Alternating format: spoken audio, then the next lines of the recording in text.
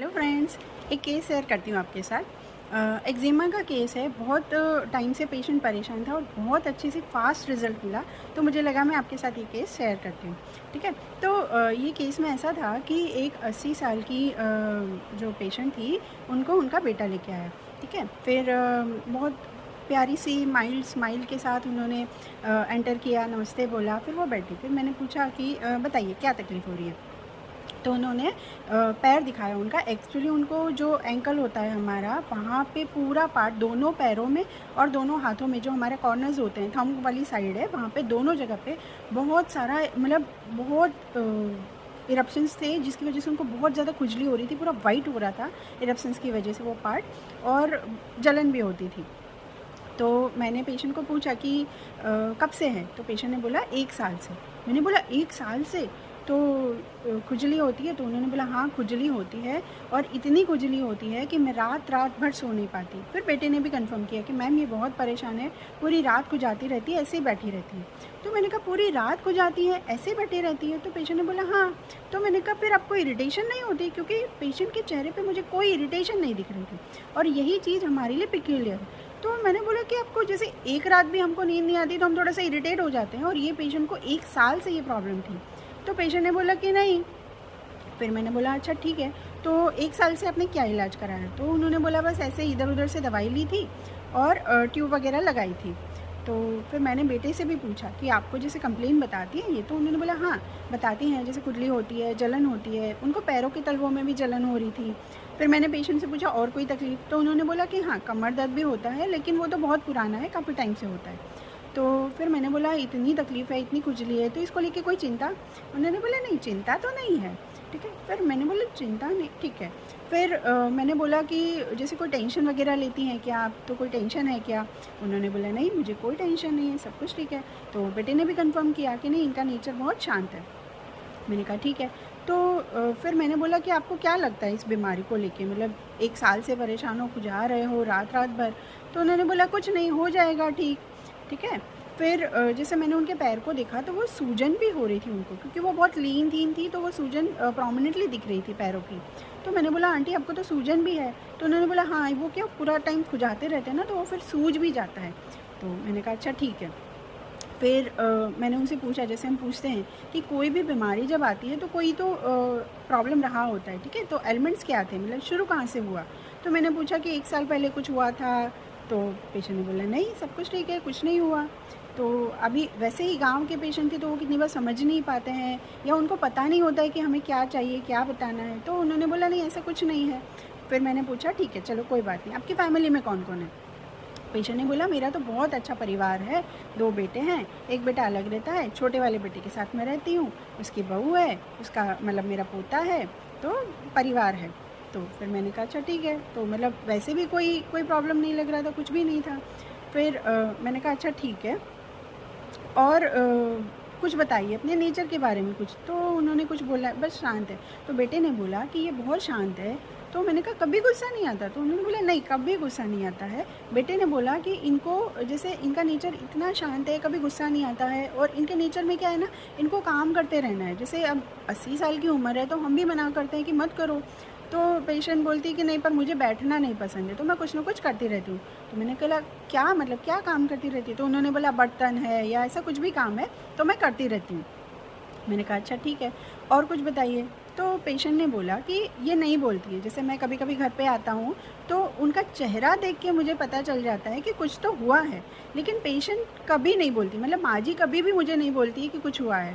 तो फिर मैंने कहा ओके। और तो जैसे बेटे ने बताया कि जैसे ये इतनी शांत है ना, कि जैसे कभी सपोज़ कुछ हो गया बहू के साथ, तो बहू बात नहीं करेगी ना, तो ये उनको आगे से बुलाती हैं बहू को, और वो बात करना शुरू कर देती है, तो फिर अपने आप बहू भी बात करना शुरू कर देती है।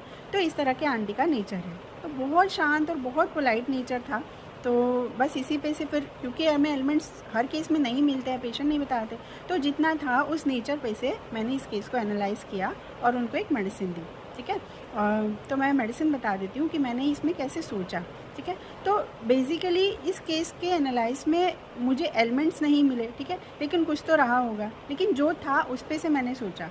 तो पेशेंट का फर्स्ट जो एंट्री थी एकदम स्माइलिंग और एकदम बहुत अच्छे से प्रेजेंट कर रही थी, एकदम माइल्ड नेचर। तो मुझे लगा कि जब खुजली वाले पेशेंट हमारे पास आते हैं तो जनरली हम देखें कि उनका परेशान होते हैं, इरिटेट होते हैं, 1 साल हो गया परेशान हो गई, खुजा खुजा के थक गई हूँ, है ना, ऐसी सारी चीज़ें वो जनरली बोलते हैं। लेकिन ये पेशेंट जिनको रात भर नींद नहीं आती लेकिन फिर भी बहुत शांत थी, ठीक है, स्माइल कर रही थी, तो वो चीज़ को मैंने लिया था smiling, because that smile is really peculiar ना। आप 1 साल से परेशान हो फिर भी चेहरे पे स्माइल है, तो स्माइलिंग मैंने लिया था।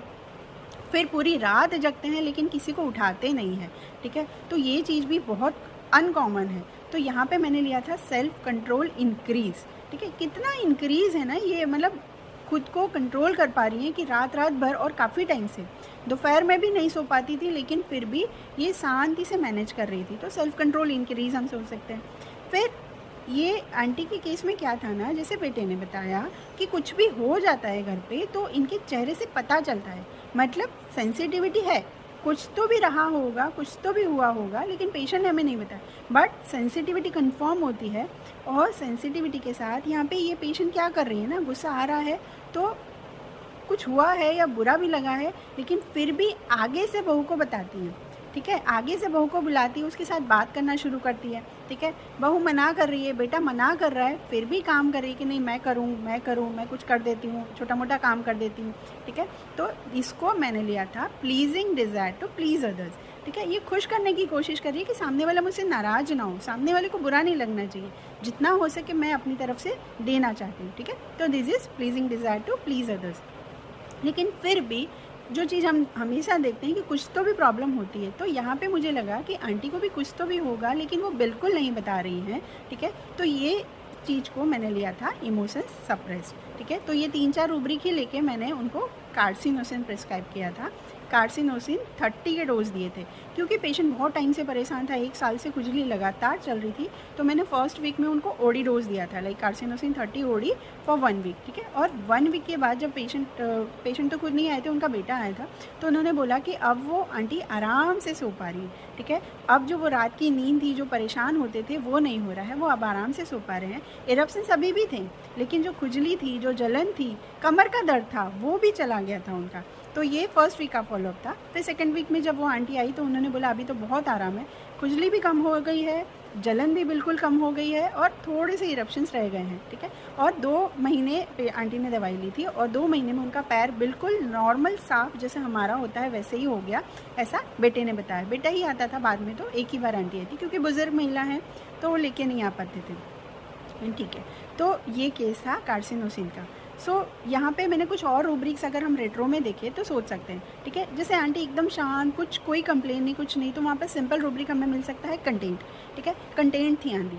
फिर उनका बात करने का तरीका, बहुत प्यार से बात कर रही थी अच्छे से, दैट इज़ अफेक्शनेट, ठीक है। बहुत प्यार हमें फील होता है ना, कुछ कुछ पेशेंट से मिलके या इंसान से मिलके हमें एक प्यार और एक लगाव जैसी फीलिंग आती है, तो दैट इज़ अफेक्शनेट, ठीक है। फिर जैसे इतनी प्रॉब्लम है लेकिन फिर भी वो बोल रही है कोई बात नहीं, हो जाएगा ठीक, ठीक है, तो that is hopeful and positiveness, ठीक है। ये उनकी पॉजिटिवनेस थी कि ये हो जाएगा ठीक। अदरवाइज जैसे मैंने बोला कि स्किन की प्रॉब्लम में ज़्यादातर पेशेंट इस तरह से आते हैं कि परेशान हो गए, ठीक है। 2 महीने भी अगर हमें कोई तकलीफ़ हो जाए ना, कहीं पर खुजली आ जाए, तो हमारा एक लेवल हो जाता है कि बस बहुत हो गया, ठीक है, इसको कैसे भी ख़त्म करना है। लेकिन आंटी में ऐसा कोई भी प्रेजेंटेशन नहीं था, वो बिल्कुल शांत थी, ठीक है। तो ये चीज़ भी थी कि उनके अंदर ये होपफुलनेस, पॉजिटिवनेस थी। फिर जैसे उनका नेचर था एकदम माइल्ड, ठीक है, तो यहाँ पे हम यील्डिंग डिस्पोजिशन ले सकते हैं। आंटी का जो presentation that is too polite, polite too polite, कोई बात के लिए, किसी के लिए कोई गुस्सा नहीं, कोई कंप्लेन नहीं, कुछ नहीं, तो पोलाइट टू पोलाइट, ये भी सोच सकते हैं, ठीक है। फिर जैसे आंटी का जो था कि कुछ हो भी जाता है तो ये आगे से बात कर लेती हैं, ठीक है। तो यहाँ पे एक सटल वे में हम सोच सकते हैं कि वो चाहती हैं कि घर में तनाव वाला माहौल ना हो, शांति बनी रहे, ठीक है, क्यों अनबन करनी ना, शांति रहे। तो यहाँ पे हम रेट्रो में हार्मनी डिज़ायर भी सोच सकते हैं। फिर इतने टाइम से प्रॉब्लम है, उनकी इतनी उम्र है, क्योंकि इस उम्र में तो हम देखते हैं कि 60 के बाद तो कुछ कुछ प्रॉब्लम, दर्द, ये वो सब कुछ शुरू हो जाता है, तो कहीं ना कहीं पेशेंट में इरिटेशन होने लगती है, या थकाव या चिड़चिड़ापन, ये सब चीज़ें आती हैं। लेकिन पेशेंट इतनी तकलीफ़ के बाद भी इस उम्र में भी बहुत अच्छे से चीज़ों को मैनेज कर रही थी। तो और सूजन भी थी उनको, पैरों में खुजली भी थी, तो भी उन्होंने बोला ठीक हो जाएगा। तो यहाँ पे हम रेट्रो में एक और रूब्रिक सोच सकते हैं कि ये हाई स्पिरिटेड है, ठीक है, अपने स्पिरिट को हाई रख रही हैं कि ठीक है प्रॉब्लम है लेकिन हो जाएगा, ठीक है, तो वो हाई स्पिरिटेड भी हम सोच सकते हैं।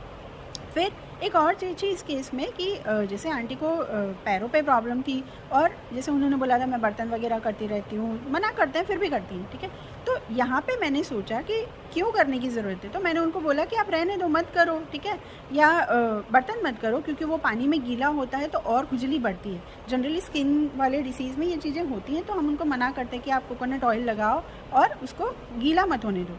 तो पेशेंट को मैंने बोला था कि बस आप बर्तन वगैरह मत करो, पैर को गीला मत करो।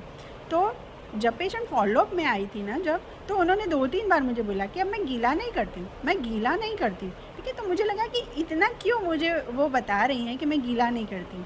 तो यहाँ पे एक रेट्रो में अंडरस्टैंडिंग हम सोच सकते हैं कि कार्सिनोसिन जो है ना वो चाहती है कि वो अपने आसपास के जितने भी लोग हैं, ठीक है, वो लॉन्गिंग फॉर गुड ओपिनियन में है, तो उसको लगता है कि मेरे आसपास के लोग मुझसे कहीं नाराज़ नहीं होने चाहिए, मुझसे गुस्सा नहीं होने चाहिए, तो वो हर किसी के लिए जितना हो सके वो सेल्फलेस होके दूसरों के लिए सोचती है, दूसरों के लिए करती है, ठीक है।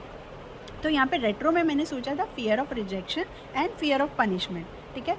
वैसे मैं उनसे काफ़ी उम्र में छोटी हूँ लेकिन फिर भी वो मेरी हर चीज़ को फॉलो कर रही हैं कि मैं उनको कुछ बोल ना दूँ, उनको डांट ना दूँ। तो fear of punishment, fear of rejection, ये चीज़ें हम रेट्रो में, ये रूब्रिक हम रेट्रो में अप्लाई कर सकते हैं, ठीक है। तो ये केस था कार्सिनोसिन का। तो बहुत सिंपल सा केस था और मैंने एक ग्रुप में शेयर भी किया था, बट मुझे लगा कि वो कभी कभी होता है कि नेट इश्यूज़ की वजह से वीडियो क्लियर नहीं होता है और कभी फिर वो वीडियो क्वालिटी ठीक नहीं होती है तो व्यूअर्स को लगता है कि ठीक नहीं है, तो मैंने सोचा मैं अलग से वीडियो बनाती हूँ, ठीक है। सो ये केस था। अभी जब मैंने ग्रुप में शेयर किया था ना तो काफ़ी मेडिसिन अलग अलग आई थी, थोड़ा डीडी बता देती हूँ। काफ़ी लोगों ने इसमें ओपीएम बोला था कि बहुत शांत है, माइल्ड पर्सनालिटी है, बहुत अच्छे से बोल रही है, कोई कम ज़्यादा इरिटेशन वगैरह नहीं दिख रहा है, ठीक है। लेकिन यहाँ पे इंडिफरेंस टू सफरिंग काफ़ी डॉक्टर्स ने लगाया था, वो नहीं आएगा।